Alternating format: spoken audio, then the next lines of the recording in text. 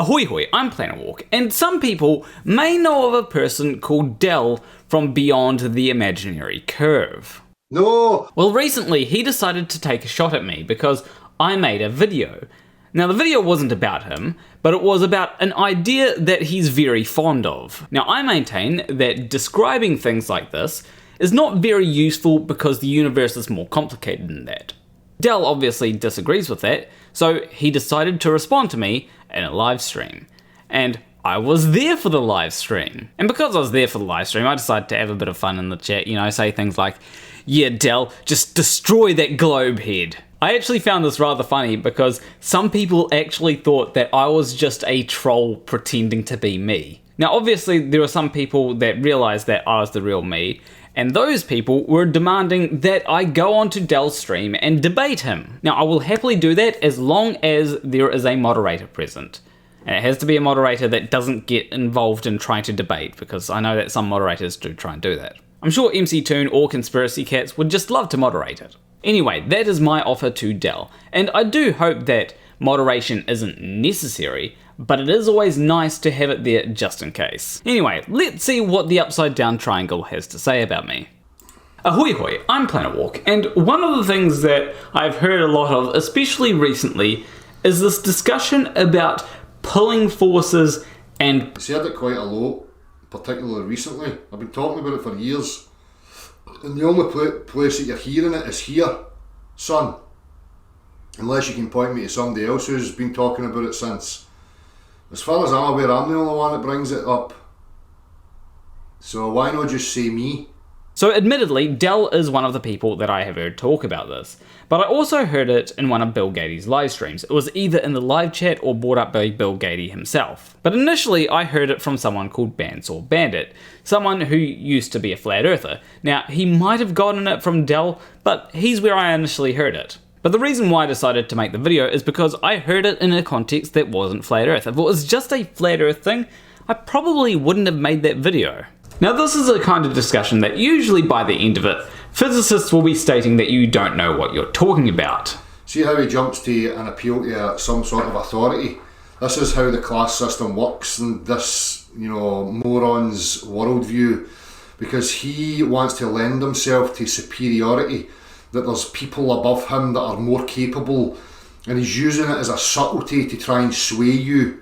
Now, obviously it was a bit of hyperbole, but if you do try and take this idea and present it to physicists, they're going to explain why it's not a good way to view things. They're going to point out things that you have failed to consider, such as magnet. You don't know what you're talking about, and you're just about to display it for us. This is usually because these types of arguments are made by... It's not an argument, it's a fact. This is again the point. This is not an idea. This is demonstrable in actual reality. A mechanism for motion requires something pressing upon something else.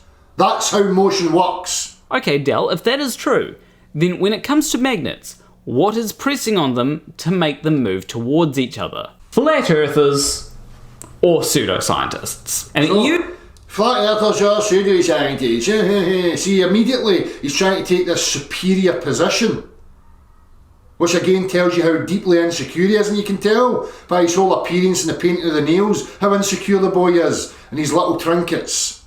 Okay, that assessment is absolutely hilarious to me. Apparently I paint my nails because I'm insecure. Despite the fact that I think that a lot of guys wouldn't actually paint their nails due to insecurity. In fact, I used to be like that. I used to think that if I paint my nails, then people will somehow think less of me. And given some of the people in Dallas chat, that is understandable. But here's the thing. I no longer care about it. Like, yeah, make fun of me all you want for wearing nail polish. I don't give a shit. At the end of the day though, more people seem to like it than dislike it, so I really don't have to worry. Also, I don't know why he brought up all the stuff here because it's all quite relevant, especially the sheep. And no, I will not elaborate on that. Usually results in people saying that gravity doesn't exist, especially if... Again, I'm the only one that's talking about this. And I have never said there's no such thing as a pulling force, therefore gravity doesn't exist. Right? It's specifics to your claim. There's a directional vector. There is weight to objects that have to be, explained and demonstrated. Right? That's a fact. I am still waiting for the flat earth explanation as to why objects have weight.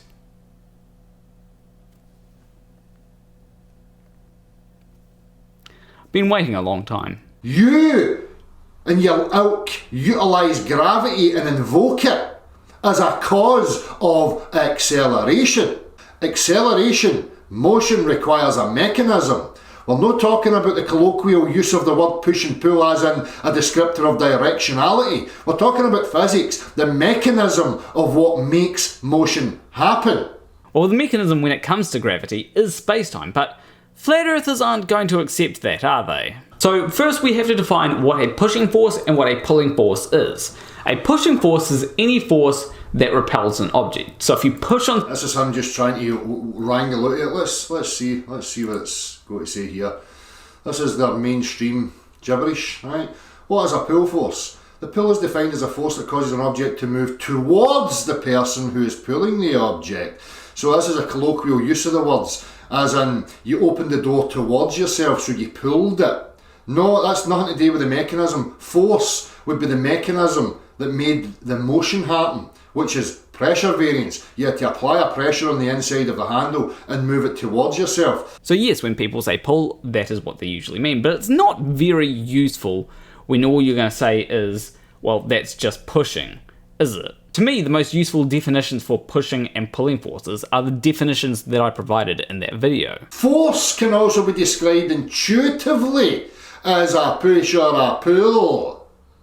But the words here of push or a pull are relative to the person. They're a descriptor of the direction, not the mechanism. Yes, that is true. That's why I think that it's pretty useless to talk about forces as if they're push or pull forces. And let's just talk about forces. Like if you want to say that gravity doesn't exist, let's argue why you think that it doesn't exist. Let's not argue about whether it's a push or a pull force. Now most people will agree to that and they'll say, yep, that makes sense, even though when you really think about it, it doesn't really make sense, but we are going to get into that. Now the next... It makes sense, but it doesn't really make sense. I'm just going to keep using word salad and try and bamboozle you. You know, I think I might have managed to bamboozle Dell, because why else would he make that point about me trying to bamboozle people? But in all seriousness, what I meant there is that it doesn't make sense when you think about it, but most people will think that it makes sense. To use an example that most flat earthers will be able to relate to,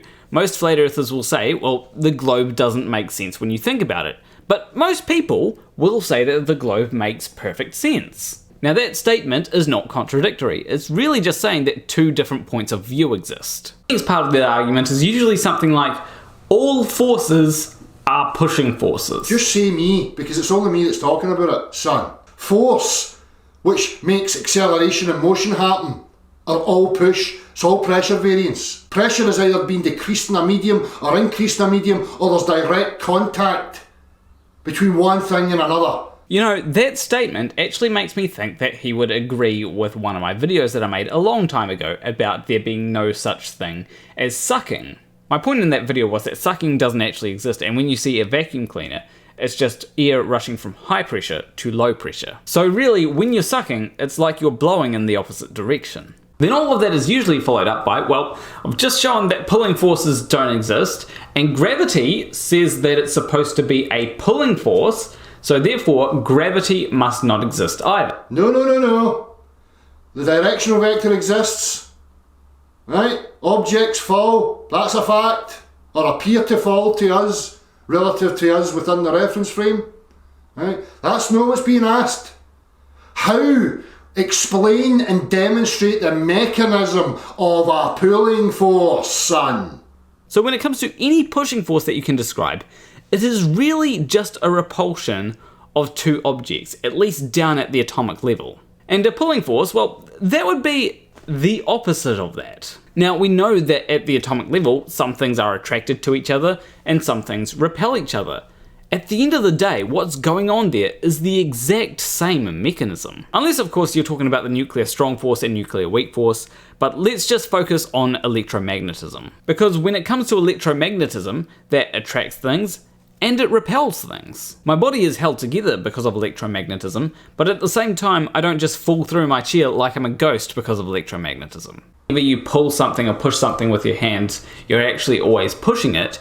You're not dealing with gravity. You're dealing with, you know, objects interacting with objects. So this is again a special pleading now. Every single practical example is displayed as just what's being displayed there, how objects move, right? And he's accepting that.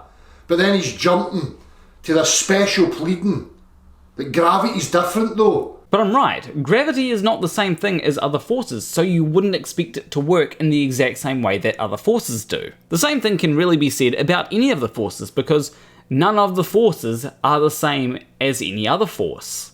This mathematical conceptual thing that we call gravity is different, and it works by bending and warping space-time.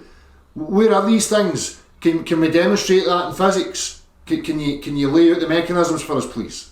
No. Well, currently, relativity is the most accurate descriptor that we have for gravity. If you're willing to learn about relativity, then all the mechanisms are right there for you to learn. Of course, there will always be things that we don't know about it, but that's just the nature of being human. We can't know everything. But we can certainly tell you a great deal about what the current conception of gravity is, how it works, and what the evidence for it is. And this is usually where flat earthers will say something along the lines of, well, if gravity is not a force, then it clearly doesn't exist. Which is wrong, because things don't have to be a force to exist. Flat earth is not a force, so therefore flat earth... Oh, but you need a force in order to invoke acceleration, son. So flat earthers tend not to understand this. The reason why gravity isn't actually considered a force is because it's not actually accelerating things. It appears like it does accelerate things, but things are just moving in a straight line through space and time. Now, for simplicity's sake, we can treat it as though it is a force, even though, strictly speaking, it's not really a force. I mean, F equals G times M1 times M2 over R squared, that works pretty well. But Einstein's field equations, I'm not going to list them out, work even better. He's even away challenging Bill Geed. Right? Bill Geed is another man who has got things a bit skewed. Right? But he's far more intelligent than this fucking cretin. I mean, Bill Gates gets things wrong quite a bit, and one of the large reasons why he gets things wrong is simply because he doesn't understand what he's talking about. I don't think that I'm more intelligent than Bill Gates, I just think that I have a better understanding of certain things than he does. It'd be like if I were to make the statement, you can use a jackhammer instead of a chainsaw and do the exact same things. You do not need to be more intelligent than me to identify that what I have said is incorrect and to correct what I say. Because whilst I may not know what I'm talking about when it comes to electric screwdrivers such as jackhammers and chainsaws, I do know what I'm talking about when it comes to things like computers. I can write a program that is 150 lines long to calculate things like perspective, and then describe exactly how it works in excruciating detail. It certainly takes a level of intelligence to do that, but having the intelligence required to do one thing does not mean that you understand everything. So that means if something is holding it together, it's not being pushed together, there's some pulling force there. Is there? Demonstrate it. Let's see the mechanisms. And see how he's just invoked this now. Objects have mass and shape, therefore something's holding them together. Aye, you're fucking right, there will be. Yes, there's something holding me together. Why don't all of my atoms in my body just fly apart? Well, there is some force there that keeps them held together. But just like when I pick up any kind of malleable, piece of matter, like putty or sand, I use pressure to press it into shapes. In order to deform things, you press them. Yes, when you deform things to change the shape of something, you may press on them. But I'm not talking about deforming things, I'm talking about things retaining their shape. If I dangle my phone like this, it retains its shape. If there was nothing to hold it together, well, then it would just fall apart. There's also the fact that when I pull this, well, my hand isn't just simply ripped off because there's nothing holding. That's because it's attached. That's because there's levers and attachments, right, that join things together like any other machine, right? Like robotics are based on the human, right? And if you look at it, it's all mechanics. Levers, son. Okay, I'll try and explain it in a far simpler way. I have a piece of paper here, and then I push, I guess, on it from both ends, right? Why isn't it coming apart? Now it has, but I had to apply quite a bit of force in order to make it snap, which means that there was another force counteracting the force that I was applying to it. That force came from the paper just being held together, and there's nothing pushing the paper together. What if I were to tell you that the whole idea of pushing forces and pulling forces is just preposterous to begin with? The reason is because magnet. Wow. No, it's all just nonsense. No, he just wants to say there's not even any pushing. No, just like when the wind blows and you feel it on your locks of girly hair that it's blowing a lot of it off, right? You comprehend what's going on there. There's a directionality. There's a flow. Something's moving. Okay, Del, that is an assertion. So, when it comes to a magnet, what is moving? What is your evidence that something is moving in order to make magnets stick together? A lot of people have had ideas that things are moving in order to push magnets together, but that can just as easily be explained with a field. Oops. So magnetism, the force that means that if I've got two magnets, they will easily attract like that. Again, he's using the word attract because they go together. Just like when I switch my vacuum cleaner on and particles of dust and dirt go to the inside of the vacuum, is he then going to tell you that the internal workings of the Hoover has got some sort of power to extend out into the world and grab hold of, matter and bring it towards the Hoover? So in the case of a vacuum, we can say, look, the air is just trying to fill an area of low pressure. That's all that's happening there. In the case of a magnet, well, you have to answer the question of what's pushing it and why does it push both ways? Right, my point, this is a compass. Does it point north because the needle is being pulled to point north? Or does it point north because the needle is being pushed by the south? How did you establish what's making it point in that direction? If you're going to assert again that there's some magical pulling thing at the centre of the earth, you need to explain the mechanism of how it interacted with that. What was it that extended outwards and what did it do to this thing? How is it making it move in a particular direction? You need to explain the mechanism, son. It's very simple. There is a magnetic field that the Earth has. Things that have magnetic domains that are aligned will tend to align with magnetic fields if they can. The thing is here, I don't need to assume any kind of flow from the magnet in order to make something fit a worldview that I have. Because that's what you're doing, Del. You're trying to make something fit your worldview. My whole point here is that thinking of You've not got a point, you're an idiot. Well, he got me there. That's my whole argument destroyed, I guess. Stop sitting on tinterwebs listening to fucking conspiracy cats and Simon Dan and Fight the Fat Tits. Because they're just helping you to be perpetually fucking dumb. While your mummy has strains and stress because her boy is a leechy little weak snivelling dipshit that thinks he knows more about stuff than he actually does. Because he suffers from the mental illness known as Dunning-Kruger.